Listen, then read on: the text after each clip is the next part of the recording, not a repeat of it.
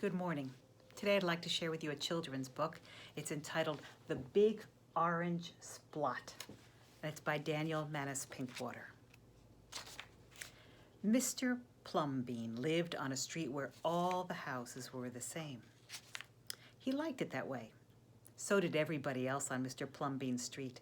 This is a neat street, they would say.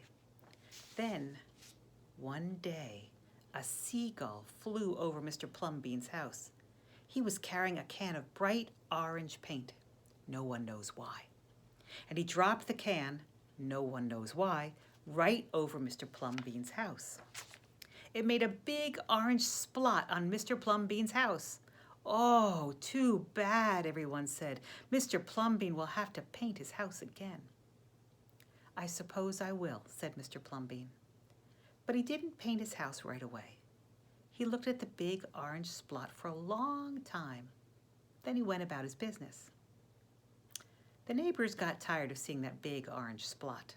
Someone said, "Mr. Plumbean, we wish you'd get around to painting your house." "Okay," said Mr. Plumbean. He got some blue paint and some white paint, and that night he got busy. He painted at night because it was cooler. When the paint was gone, the roof was blue, the walls were white, and the big orange splot was still there. Then he got some more paint. He got red paint, yellow paint, green paint, purple paint. In the morning, the other people on the street came out of their houses. Their houses were all the same, but Mr. Plumbean's house was like a rainbow. It was like a jungle. It was like an explosion. There was the big orange splot. And there were little orange splots and stripes, and there were pictures of elephants and lions and pretty girls and steam shovels. And the people said, "Mr. Plumbean has popped his cork, flipped his wig, blown his stack, and dropped his stopper." And they went away muttering. And that day, Mr. Plumbean bought carpenter's tools. That night, he built a tower on top of his roof, and he painted a clock on the tower. The next day, the people said, "Mr. Plumbean has gushed his mush, lost his marbles, and slipped his hawser." They decided they would pretend not to notice. That very night, Mr. Plumbean got a truck full of green things. He planted palm trees, baobabs, thorn bushes, onions, and frangipani. In the morning, he bought a hammock and an alligator. When the other people came out of their houses, they saw Mr. Plumbean swinging in a hammock between two palm trees. They saw an alligator lying in the grass. Mr. Plumbean was drinking lemonade.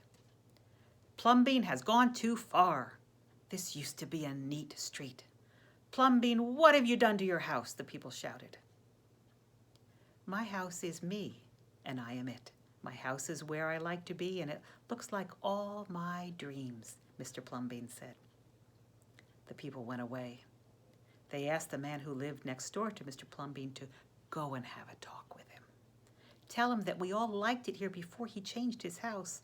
Tell him that his house has to be the same as ours so we can have a neat street. The man went to see Mr. Plumbean that evening. They sat under the palm trees, drinking lemonade and talking all night long. Early the next morning, the man went out to get lumber and rope and nails and paint. When the people came out of their houses, they saw a red and yellow ship next door to the house of Mr. Plumbean. "What have you done to your house?" they shouted at the man. "My house is me, and I am it. My house is where I like to be, and it looks like all my dreams," the man said, who always loved ships. "He's just like Plumbean," the people said. "He's got bees in his bonnet, bats in his belfry, and knots in his noodle." Then, one by one, they went to see Mr. Plumbean late at night. They would sit under the palm trees and drink lemonade and talk about their dreams. And whenever anybody visited Mr. Plumbean's house, the very next day that person would set about changing his own house to fit his dreams. Whenever a stranger came to the street of Mr. Plumbean and his neighbors, the stranger would say, "This is not a neat street."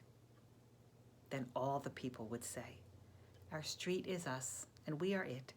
Our street is like where we like to be, and it looks like all our dreams." As you go into this day, know that God is with you.